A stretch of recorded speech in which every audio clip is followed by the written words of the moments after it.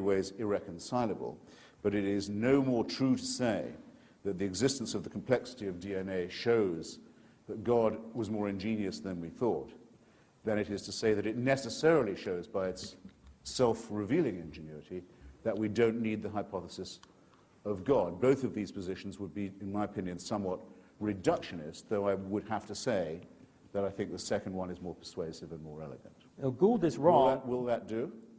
Christians or religious people, religion is trying to find out how the universe began, and so is science. They're not... No, religion says it does know, excuse me. No, it's trying Religion is to not a find process of scientific inquiry. Religion is an affirmation of faith.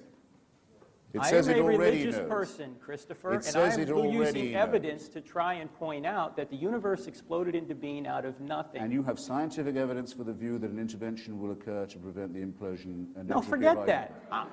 Let's start at the beginning. I can't forget it. Let's start at the beginning. That's for debate It's two. the only thing you've said all evening that I'm going to remember.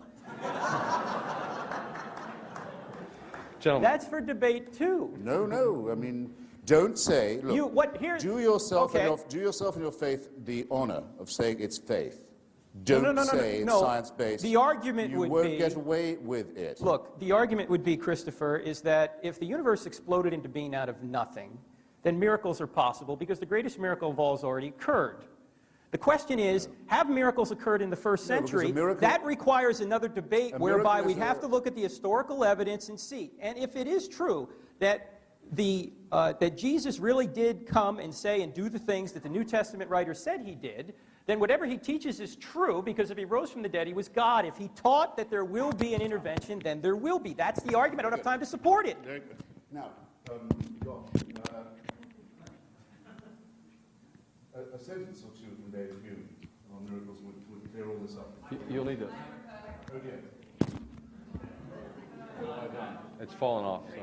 That's one up. If I... A sentence or two from David Hume would correct what you said. A miracle is defined not as a part of the natural order, but as a suspension of the natural order. No, an intervention, You can't say of the Big Bang, which is the foundation of the natural order, that it's a suspension of what it starts. You may not do that. However, if you meet someone in the street who you yesterday saw executed, you can say either that an extraordinary miracle has occurred or that you are under a very grave misapprehension. And David Hume's logic on this, I think, is quite irrefutable. He says, what is more likely, that the laws of nature have been suspended in your favor and in a way that you approve, or that you've made a mistake? And in each case you must, and especially if you didn't see it yourself and you're hearing it from someone who says that they did. I would go further and say the following. I'll grant you that it would be possible to track the pregnancy of the woman Mary, who's mentioned about 3 times in the Bible, and to show there was no male intervention in her life at all. But yet she delivered herself of a healthy baby boy. I can say, I don't say that's impossible. Parthenogenesis is not completely unthinkable, but it does not prove that his paternity is divine. And it wouldn't prove that any of his moral teachings were thereby correct. Nor, if I was to see him executed one day and see him walking the streets the next, would that show that his father was God, or his mother was a virgin, or that his teachings were true, especially given the commonplace nature of resurrection at that time and place. After all, Lazarus was raised, never said a word about it. The daughter of Jairus was raised, didn't say a thing about what she'd been through. And the Gospels tell us that at the time of the crucifixion, all the graves in Jerusalem opened, and their occupants wandered around the streets to greet. So that it seems the resurrection was something of a banality at the time. Not all of those people clearly were divinely conceived. So I'll give you all the miracles, and you'll still be left exactly where you are now, holding an empty sack. No, Christopher, you have to look at each miracle in light of the evidence and the context. Hume was wrong because his premise that was wrong was the one that said the evidence for the regular is always greater than that for the rare. It's not. From Hume's own worldview, if Hume was here today, he wouldn't even believe in the Big Bang because it only happened once. It's not a regular event, it happened once. He wouldn't believe in the spontaneous generation of life, which is what a materialist must believe because it only happened once. He wouldn't believe in his own birth because it only happened once. In fact, he wouldn't be able to believe in the whole history of our solar system because it only happened once. You don't need regular events to know whether or not something happened. Singular events happen all the time. This debate will never happen again, yet you're here to witness it. I mean, I'm just going to repose my trust in the audience here. There's an obvious difference between a singularity and a miracle. And I mean, I think it would be embarrassing to try and explain it. It would be patronizing. Dr. Turek, a member of the audience takes issue with your claim that objective morality necessarily relies in an absolute deity, asking instead, what about empathy, for which there are significant apparent biological bases? Sorry, I didn't hear that. What about what? Empathy, for which there are fairly well-established biological bases, a very human emotion. Cannot empathy lead to morality? Is it right to be empathetic? That's the question. I'm not saying there's no chemical connection between morality and, or for morality, I should say. Certainly when we think, there are chemicals going on. The question is, what is the standard that makes empathy or love right? What is the chemical composition of love? How much does justice weigh? Well, these are all things that make no sense in a materialistic worldview. Well, but that's not entirely true. Let's say, for example, that cognitive neuroscientists are able to determine with scientific levels of precision that, in fact, certain neurochemical and cognitive events essentially always co-occur with the experience of empathy. But that wouldn't mean that empathy's right.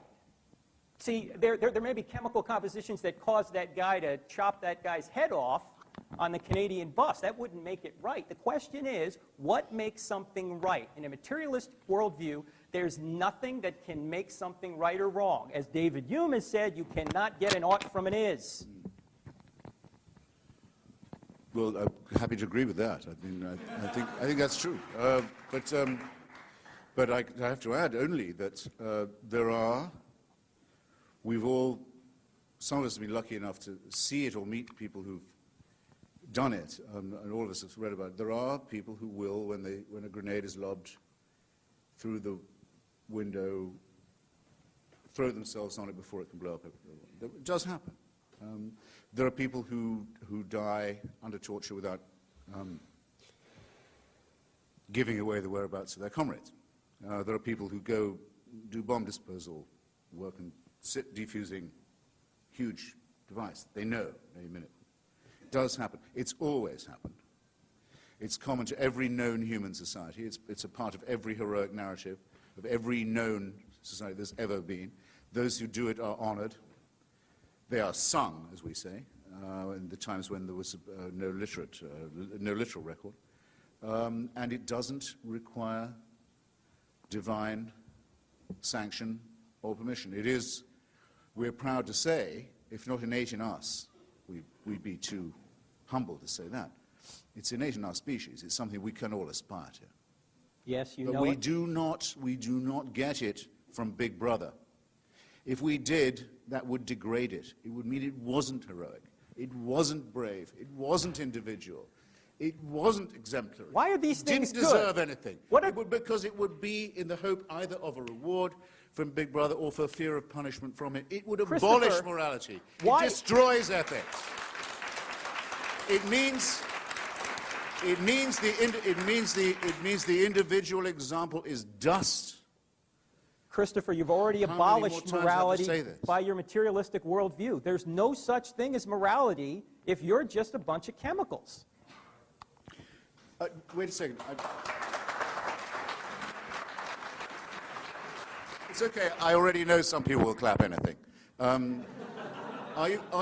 Do you mean to say that the human, the body of a mammal, a primate, is not a chemical composition? No, it is. Oh, good. I'm questioning where Why do you act as if this has only just been discovered and as if it's a theological point? Because you apparently haven't I say that in discovered spite that of morality... I would rather say in spite of the fact that I am a primate, or not, notwithstanding